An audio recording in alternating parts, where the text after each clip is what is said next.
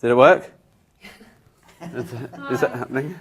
Welcome to Guardian Facebook Live. I am Hannah Ellis-Petersen and I'm joined with the glorious Tim Minchin and Dennis Kelly, the writer and lyricist to Matilda. I just want to clarify, she said the glorious Tim Minchin and Dennis Kelly. The glorious belong to me. Glorious was a collective. Later. She's saving my adjective for later. She's doing an actual bit here. Let her finish. Let her finish. Sorry. I think you should start again. We can edit it in post. As long as it's not live, we're fine. Both equally glorious to chat about Matilda, which made its debut on the West End, well no actually, the RSC in 2010, and then it's been at the West End and has been a huge hit around the world. It's been seen by 8 million people, seen in 60 different countries. Suckers. Something. 7 million. 7 million. Is it 7 million? Sorry. 7 million. I always round up to even numbers. Yeah, 7 or 8 million. 7 or 8 million. And it's going on tour around the UK and Ireland for the next 2 years, whilst also staying at the West End. 7 million is an even number though, isn't it? Yeah. So, I mean, can you guys, it's been a kind of a long journey with Matilda, so how has it been to sort of have this adventure with this musical over the past 7 years? Take it around the world. Do you like switch between cameras live? You can talk to me. Talk to me. Yeah, I know, but I'm just wondering about the technology. It's great. I thought we could analyse you can the talk tech. to whoever Can your camera switch on Facebook Live? Right. Ah, nice one, Jimmy. Jimmy over there. You sure you don't want to get on Facebook and watch it instead? That'd be good. Can we have it here? Yeah, can we? I like to watch. It's been fun, hasn't it? It's been nice for Dennis and I because the amazing thing about something like a musical, I mean, they mostly don't work, but when people are always trying to make musicals that run for a long time, but there's millions of factors that go into it. Like you might have a ridiculous writer, for example, and you need your songs to be so good that it compensates for the bad writing. Like something like that could happen. But also, I mean, I think isn't it something like 8 out of 10 of you don't even break even? You know what I mean? Yeah. They are really hard to get right. But when they land, and sort of this has become part.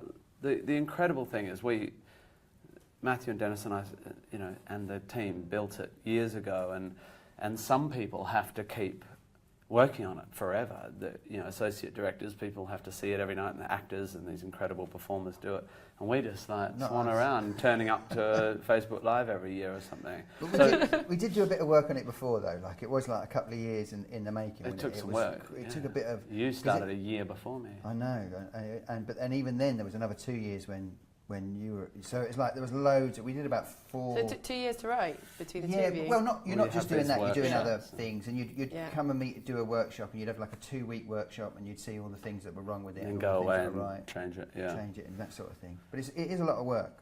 But the incredible thing is now, and I don't know, I haven't spoken to you for a while, but I have people coming up to me and saying, "I grew up with Matilda," and I'm like, "But it was only we just did it." And but there are kids now who are 16 who see themselves as adults, who were 9 when it came out, and so for them it's their childhood.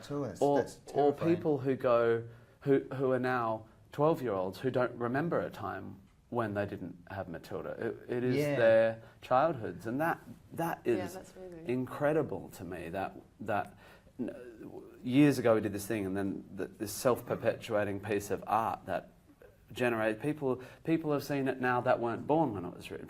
6-7-year-olds go and watch it now, that's right. And it's older than them. Yeah, that's right. And also the Matildas as well. Like, the first Matildas that we had now. Some of them are old enough to vote, and that just blows your mind. Because you think, no wonder the voting's gone all pale. This is what happens. Famously anti-EU, our Matildas. I mean, you were both sort of quite unconventional choices, I guess, to write sort of children's musical before it. Your plays were quite dark, quite political, often quite violent. Quite dark. Absolutely bleak. The same could be said about your kind of comedy on your musical comedy. So, what kind of drew you to Matilda, and what made you say yes to this as a project? I don't know. I mean, it's sort of like, I was surprised when they asked me if I wanted to do it, because I don't really know anything about musicals as well, which is probably worse than my stuff being a bit dark. I felt sure they should have asked someone that knew what they were doing, But I felt like that in a way what they were interested in was just getting the story right, and they felt like, that was probably more important than and being a bit arrogant and a bit of a twat, and being sort of like, you know, I decided I wouldn't find anything out about musicals either, or I wouldn't read any books about how to write, because I tend not to, like I do film and TV as well, and I try not to sort of, because I think if the problem is like you find out the way to do it, you're going to do it that way, and if you do it that way, you might not, even like working it out yourself, you'll make some mistakes, but you can probably figure those out, you know. But I thought it was a really weird choice, but for some reason they asked me, and it seemed like I'd never done anything like it, and it sort of managed to stretch a bit of myself that was there that you're not sort of, you know. But it was pretty amazing, and I don't know, was it Jeannie mostly who found you, Jeannie O'Hare? The amazing thing about the Royal Shakespeare Company is their job is to take risks. You know? They are there to make sure they're not the commercial company just trying to do a straight thing.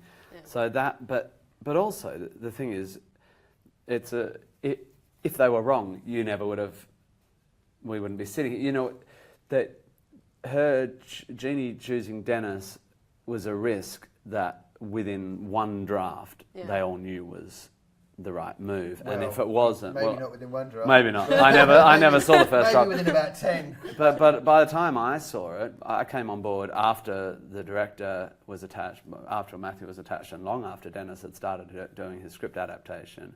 And by the time I read it, the big solve and a book to stage is always a problem to solve. Yeah. And a children's book with that Dalian episodic feel is a real challenge to solve, and it was solved. The main difficult thing about putting Matilda on stage was solved before I got there. Then I just had to not screw up the songs, you know. And it changed a lot after that point, but adapting Dahl is a huge risk because his tone is so unique, and Dennis, there were bits in the script that Matthew went searching for the Dahl origin of them, and Dennis like, no, I just made that bit up, didn't I? And so I didn't say it quite like well, that. no, sorry, I've only got one. I've only got one offensive English accent, just not quite yours. But he's just the way I think it's incredible what Dennis did. But the thing is like we never. I don't remember ever. What was interesting was once we started on it, we never really sort of like. We read the book. I read the book. Like put it down. Because I think you've got to do that. You've got to read it. Put it down, and then I went back to it a little bit as I was rewriting it, but not very much. And then when we were in the room, we didn't kind of keep going. Like the thing I think about Dahl is like it's so kind of in us that actually you can sort of access it. And I think that's like you see that in the songs as well. Like this in the songs, you feel like you know they're really sort of Dahl-y, but they're very Dahl-y, but there's not a single. There's virtually no lifts from the text. Yeah. And I didn't really read the book either because I wanted Dennis's adaptation to be my source text. And we certainly, I think Dennis still hasn't seen the movie, and we never. So we tried to. You need to watch the movie. We had to 3 hours. I didn't want to watch it when I was doing it because I felt like it would influence me, and now I just feel like it's too late. You know, it's one of those things. It's like Warhorse. I left it too late. I should have went to see it. Didn't see it. Watch Mrs. Doubtfire instead. Same actress, unbelievable. She was so amazing in that. Anyway, I think that's our sort of belligerent ignoring of traditional musical theatre structure and of the source text in the end is kind of one way to make something that feels unique and different. And but probably there's a heavy dose of luck too. But definitely the Royal Shakespeare Company choosing us was not what most people would do, and you got it worked out all right, you know. And what was your first encounter like, meeting each other and talking about Matilda? I first met Tim. He wasn't wearing his shirt. He was bare-chested. It's not true. It is true, yeah, because I went to see you live, like because Matthew had sort of made. Oh yes, of course. I Matthew had sort of said because it was really difficult to find someone to write, really difficult, like. And in the end, Matthew said, "There's this bloke, Tim Minchin," and I'd heard of Tim, and I knew a little bit of his stuff, but not enough, you know. And he said, "You've got to go and see him." And it was really clear that Matthew, like, it was sort of do or die for him. It was really clear, and I went to. He had already decided it should be me. Yeah, he decided it should be you. I think if I'd have come back and said, "I think that guy's no good," he'd have walked off the project because he was really. You could tell there was something different about it, you know. So I went to see, and I remember Matthew had the same. Matthew told me he had this experience, which was. that he'd watched, and I had exactly the same experience, which was I watched the show and it was really funny, and all the way through you're sort of thinking, this is great, this is really funny. I mean, it was hilarious, one of the funniest things I've seen. But you're thinking, we need something else as well as funny. You need sort of, and then there's that song. What's the song about you and your kids at the end? You sang at the White end. Wine in the Sun. And it's just completely serious, and it sort of breaks your heart. And then you just think, oh yeah, this guy's got to be right. And then I went backstage to see him, and lo and behold, he was there with his top off, slapping a bit of talc on, chatting away, and I thought, no, we can't work with this man. Can't work with a man that walks around half nude all the time. So that was my first experience. At that point, you assumed I was always nude because 100% of your experience. Yeah, because it's not such a bad thing. I get a bit sweaty. Yeah, that was slightly awkward as well because I'm post show and And did so you know that it you was were awkward. kind of like, and your agent Mel was there too, Mel was there, wasn't yeah, she? yeah. And she scared me a bit, and she's amazing. And then actually the journey of getting to know each other was quite long because we didn't spend a lot of time in the room with each other. I went away and did my thing, and then it actually took a couple of years before we actually had time, or 18 months or something, and that dinner in Stratford where we kind of finally sat down and had a real laugh and realised that we could solve the problems by hanging out more. Yeah, we sort of resisted, like. Well, because what was, you have to sort of work together, but also you've got to have your own thing. You've got to like, my thing is this. Tim writes this music and the lyrics, and I write the script, and like Tim can definitely sort of say this about the script or that about the script, or he needs this or he needs that, but I do this, and it's the same the other way around. I can sort of have so in a way that sometimes means that you are writing separate, and we were both really busy. And arguing. Did you have any points of real creative tension? Any Barneys? Yeah, except that we make each other laugh like drains. So there were days later on where it was like, no, but Dennis, if that sort of level of stuff. Not from me, mainly from, I was. No, you're quite stubborn. No, I wasn't.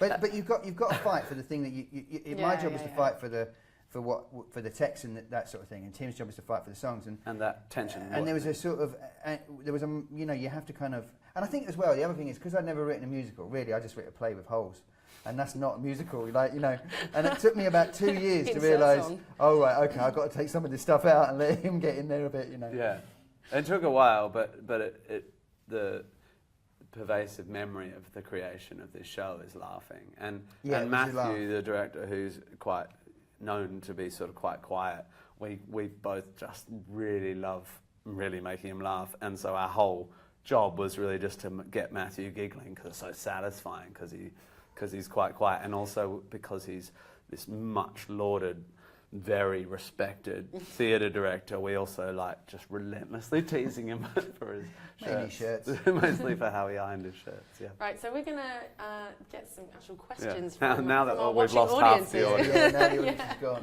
Yeah. I'm going to take a sip of coffee. Oh, there goes my microphone. Okay, Am I still working, James? Alana. Hi, Alana. Hi, Alana. So this is for Dennis specifically. So she said, we heard on Saturday that one of Tim's favourite songs in the musical is Quiet. Which song or moment in the show stands out or means something special to you? It's going to be really boring, but it is Quiet. It's my favourite moment in the show is Quiet, because I think it's such a beautiful moment when she sings, when suddenly there's not a sound in the house and no one coughs. So at what point in the show is this for people? Oh, sorry, this is just at a certain moment. It's about 2/3 of the way through, and Matilda's singing this song, and it's been quite a loud musical because Tim's quite loud, isn't he? In many ways, and and the song builds up, and then suddenly she sort of stops and sings Quiet, and it's just a beautiful. I remember the first time I heard it.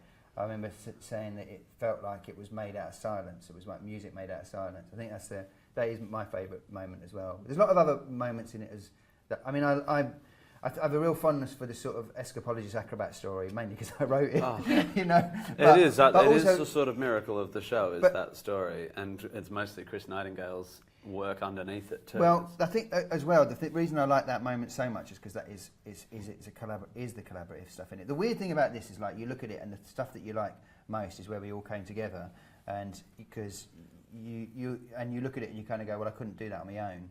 And what I like about the stories is that I thought they kind of worked as they were, but they didn't really work until the music came. When the music came, and it just suddenly made me understand a lot about musical theatre, that the music can suddenly just fling, you know, it's like a main line into your emotion, you know. And that the third one with the puppet. With the so puppet there's show, the shadow puppetry and Hugh Vanstone's incredible light and all this sound design that Simon did, and then all my themes, but taken by Chris Nightingale, who's this genius orchestrator, and that I can't do that. I cannot. Magic, doesn't it? And then this 10-year-old kid having to tell this story with such perfect accuracy that it all fits, because if the kid drifts off, then the timing's off. So these kids are extraordinary. Yeah. So, I mean, there is that rule, you know, people say don't work with animals or children. Work with children. I've worked with an animal. What's it like having a cast of young'uns? Well, luckily we don't have to deal with it. I mean, but who are performing your stuff, though, we nonetheless. refuse to have them anywhere near us. Yeah, I mean, No, this tour, they're doing this UK tour, is a whole new team of people, many who have come off the London show, and we have to replace them, spending, I mean, the job of putting this show on starts months before, and the job of not just casting but training and keeping rehearsing 3 teams of kids. I mean, it's an industry. It's an industry. It is, but usually they're a laugh as well, the kids, like, because they're all up for it. You know, they're all sort of there because they really want to be in the show, and I'm just consistently amazed by how smart the little buggers are. You know? They're absolutely incredible. Jenna has asked, are there any other children's books or films that you would like to develop into a musical? Maybe any more Roald Dahl or anything? Well, I'd never do Dahl again because, how would you better this experience? But also, I've spent my whole life trying to be unboxable, and it would be crazy if I gave all that away to be the guy who does Dahl musicals. Like so I'll definitely. I'm pretty sure I won't try that again. But I'd like to work with you again, which would be weird because neither of us is like musical theatre's not necessarily our lives, but it's very interesting form. Yeah. I'd like to do a grown-up one with you. Yeah, I would like to do a grown-up one. I'd like to do it. That would be great. Let's do it.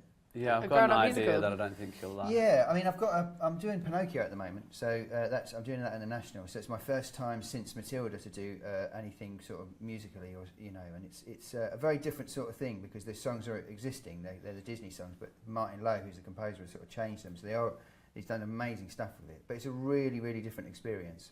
But just not as fun or good. The guys on it are just evil. They're horrible people. You know, they're evil people. No, they're amazing. But I do find.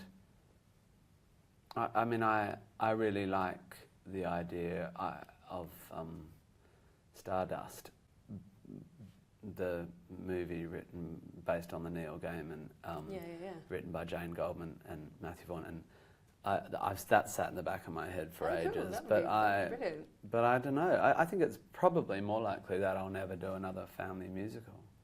Yeah. Because done one, haven't I? Yeah. Don't need to do another one of them. Endlessly ticking off the boxes. Yeah, well that's right. I'm going to make my record now. Yeah. And Lisa has asked if the rumoured Matilda the musical movie is happening or on the cards. Someone is supposed to be writing a script. Really? Around to it. We're not going to say someone's doing Pinocchio. No, yeah, it's kind of on the cards. You know, cool. We're sort of. I mean, I don't know whether it's officially on the cards. You know, I don't really know where we are with it. You know, but there's some sort of work has started. Yeah. It seems like a really good idea to me. Yeah. And it's a weird thing to go book. Then someone makes a film out of it, and someone makes a musical out of the book, and then someone makes a movie out of the musical out of the book. But that's the thing with these beautifully constructed stories is they do keep manifesting themselves in different ways. And I think we, Matthew and Dennis and I, have a sort of vision of what it could be like and how it could be really different and beautiful. It's tricky because there's so much stuff on stage. The Matilda the musical is quite theatrical. It's a stupid thing to say because it's a piece of theatre. No, but not every piece of theatre is. A lot of theatre is kind of quite fourth wall. Pretend it's not a play. Yeah. But Matilda isn't like that. It's quite big and crazy and stuff like that. So there's a lot of questions that we're asking ourselves about how you sort of get that on screen, how you know, when is it set, things like this. But we definitely want to do it. Yeah. But massive studio. I mean, do either of you see anything of yourself in the character of Matilda? Do either of you child prodigies sitting in the library reading Dostoevsky at 4? Or He's No. he's Me. he's an interesting cat because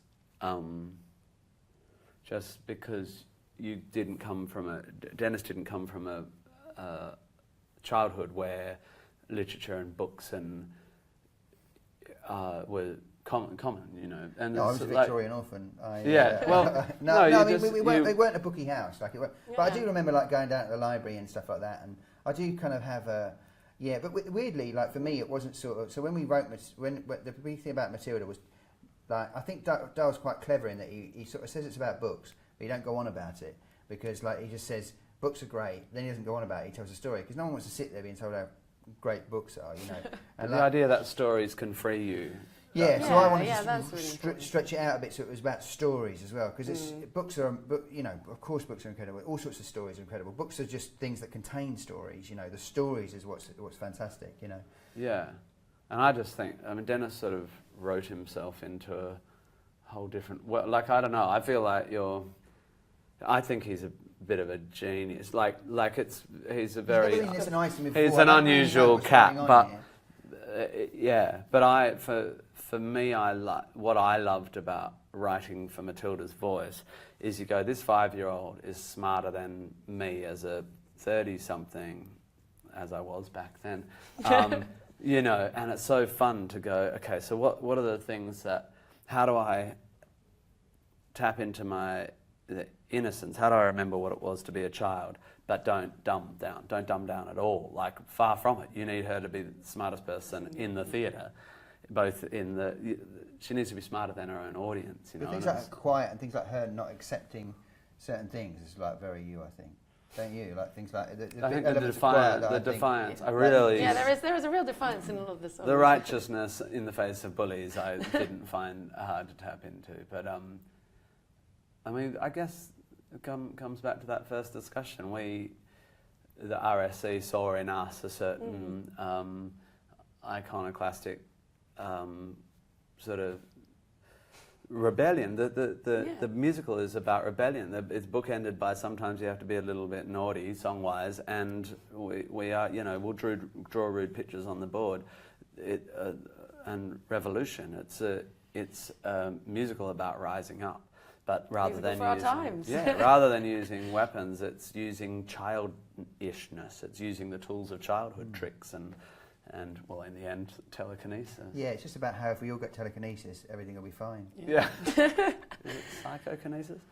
Telekinesis? Which is the one where you move things with your Telekinesis. That's what Matilda has. So I can't help but notice that we're leaning on rather a beautiful piano, gorgeous. and I don't know whether, not to put you under pressure, no, but but I mean, what do I do? I can just accompany the conversation. I feel like as we talk, I can play.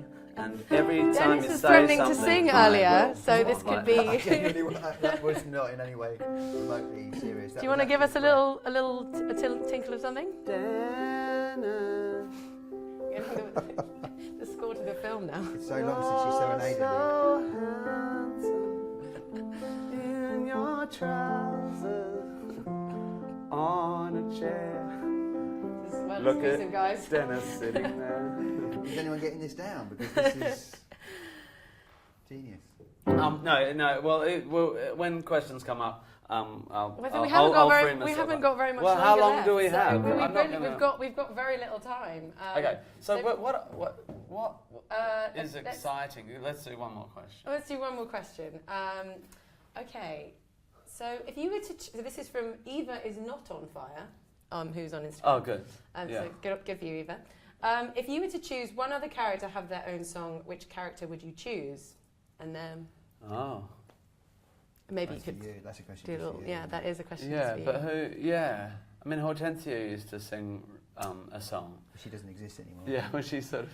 It's because in the story of Matilda, when she goes to school, a lot of the rebellion is manifested in this older girl, Hortensia, and it works in a book, but in a play, we needed to pull some of Hortensia's defiance and stick it in Matilda's character because you can't just lose your protagonist like that. And that was something that Yeah. You and Matthew were like, because Hortensia was a major character in our first drafts, and I had her singing 2 songs. One's Revolting Children. The only other person that sings 2 songs is Matilda. Yeah, right? and so, and when they came to me and went, "We're killing Hortensia," it took me 6 months. It took me 6 months to get over it, because she had this song when Trunchbull was vanquished, which was like a sort of brilliant, that song. Yeah. Do you Now want- that she's gone. Do you want to try the?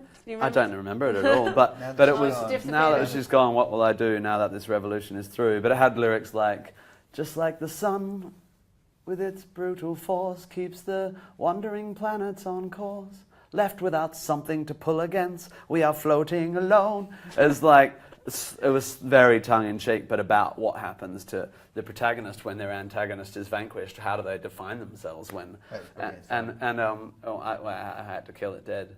But I think I don't know. You know, that's the thing with a musical. When you take as long as we took to write this, and we cut forward 8 years or whatever it's been, and it sits in culture the way this does, and you walk past primary schools and they're singing the songs or they're doing their summer camps.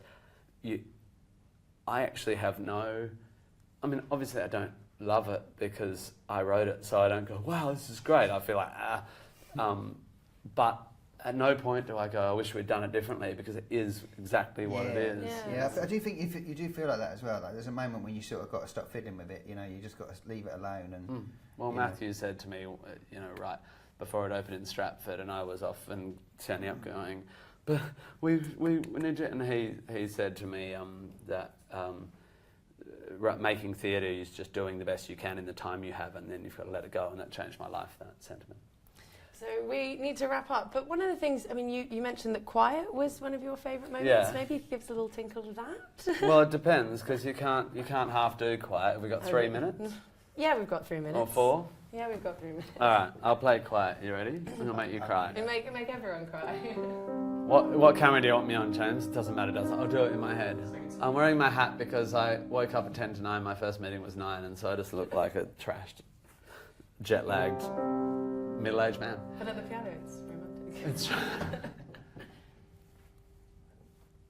Have you ever wondered what I have about how when I say red, for example, there's no way of knowing if red means the same thing in your head as red means in my head when someone says red, and how if we were travelling at almost the speed of light and you were holding a light, that light would still travel away from us at the full speed of light, which seems right in a way, but I'm trying to say I'm not sure, but I wonder if inside my head I'm not just a bit different from some of my friends. These answers that come into my mind unbidden, these stories delivered to me fully written, and when everyone shouts like they seem to like shouting, the noise in my head is incredibly loud, and I just wish they'd stop, my dad and my mum and the telly, and the stories would stop for just once. And I'm sorry, I'm not quite explaining it right, but the noise becomes anger and the anger is light, and this burning inside me would usually fade,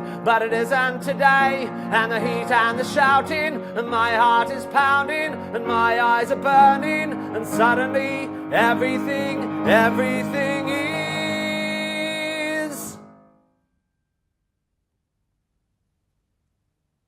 quiet.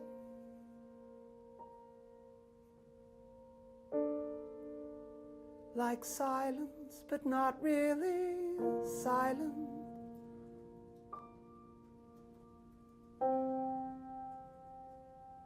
Just that nice sort of quiet,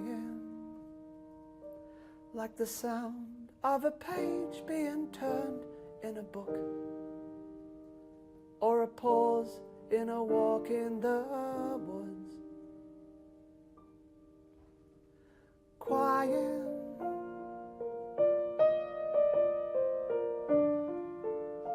like silence, but not really silent.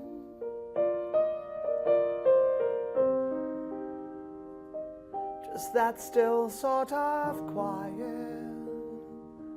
like the sound when you lie upside down in your bed. Just the sound of your heart in your head.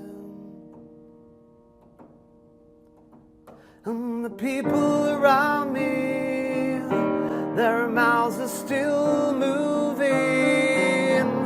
The words they are forming cannot reach me anymore. And it is quiet,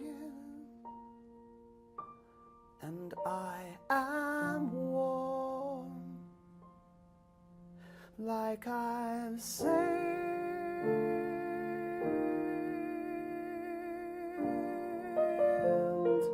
into the eye of the storm.